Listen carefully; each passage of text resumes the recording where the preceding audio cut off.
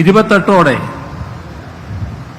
സമ്പൂർണ്ണ തുറമുഖമായി ഇത് മാറും എന്നത് അതീവ സന്തോഷകരമായ കാര്യമാണ്.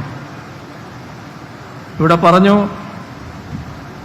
ഇതുമായി ബന്ധപ്പെട്ട ചെലവുകളുടെ കാര്യം 10,000 കോടി രൂപയുടെ നിക്ഷേപത്തിന് വഴിവെച്ചുകൊണ്ടാണ്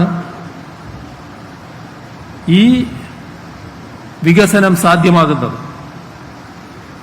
ഈ വിധത്തിൽ 17 കൊല്ലം മുൻപേ തന്നെ ഇതിനെ സമ്പൂർണമായി ഉപയോഗയോഗ്യമാക്കാൻ കഴിയുന്ന വിധത്തിൽ വേണ്ടത് ചെയ്യാൻ ഉള്ള കരാർ ഒപ്പിടാൻ പോവുകയാണ്. ഇത് നമ്മുടെ സംസ്ഥാനത്തിൻ്റെ മറ്റൊരു നേട്ടമായി കൂടി മാറുകയാണ്. ഇത്തരം കാര്യങ്ങളിൽ നേരത്തെ ഇവിടെ പ്രസ്താവിച്ചതുപോലെ അദാനി ഗ്രൂപ്പ് പൂർണ്ണമായും സഹകരിക്കാൻ തയ്യാറായിട്ടുണ്ട് എന്നതാണ് വസ്തുത. അദാനി ഗ്രൂപ്പിന്റെ പ്രതിനിധി കരൺ അദാനി നിരവധി തവണ ഇവിടെ വന്നതാണ്. ഇന്നും അദ്ദേഹത്തിന്റെ സാന്നിധ്യം ഇവിടെയുണ്ട്. അദ്ദേഹം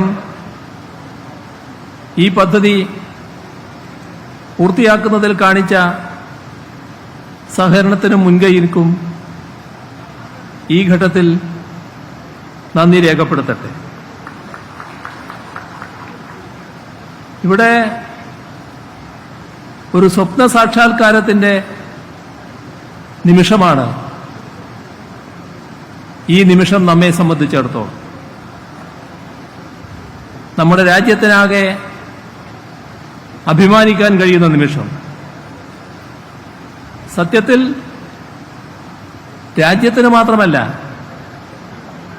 അയൽ രാജ്യങ്ങൾക്ക് കൂടി ഉതകുന്നതാണ് ഈ വലിയ തുറമുഖത്തിന്റെ സാന്നിധ്യം. അതുകൊണ്ട് തന്നെ സമീപ രാജ്യങ്ങൾക്ക് കൂടി അഭിമാനകരമായ ഒരു പദ്ധതിയാണിത്. വിഴിഞ്ഞം ചരിത്രപ്രസിദ്ധമാണ്. തുറമുഖം എന്ന നിലക്കുള്ള വിപുലമായ സാധ്യതകൾ വിഴിഞ്ഞത്തിന്റെ കാര്യത്തിൽ ഉപയോഗപ്പെടുത്തണമെന്ന ചിന്ത രാജഭരണകാലത്ത് തന്നെ ഉണ്ടായിരുന്നു എന്നതാണ് വസ്തുത. സ്വാതന്ത്ര്യലബ്ധിക്കും കേരള പിറവിക്കുമൊക്കെ ശേഷമുള്ള സർക്കാരുകൾ ആ ചിന്ത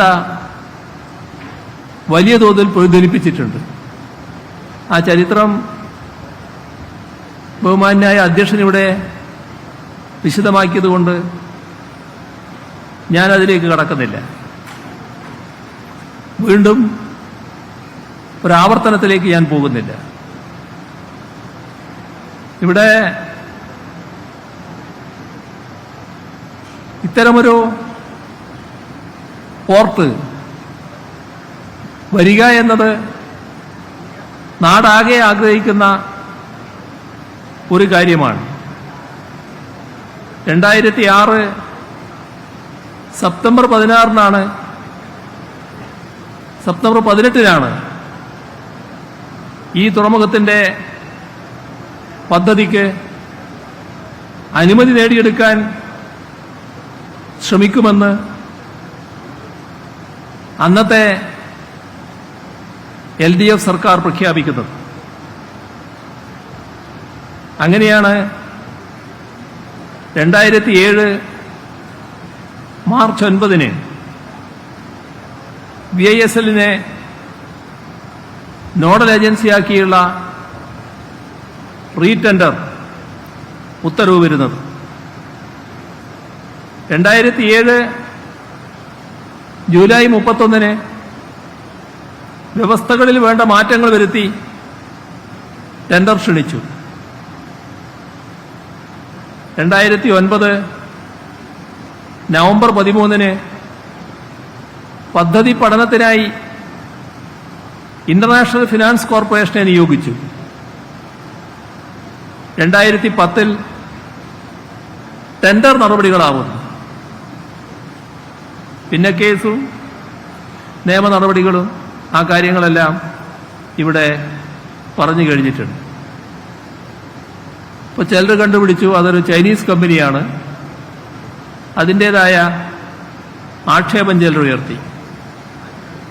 അന്ന് കേന്ദ്രം മൻമോഹൻ സിംഗ് നേതൃത്വം കൊടുക്കുന്ന സർക്കാരായിരുന്നു. ആ സർക്കാർ അതിനനുമതി നിഷേധിച്ചു.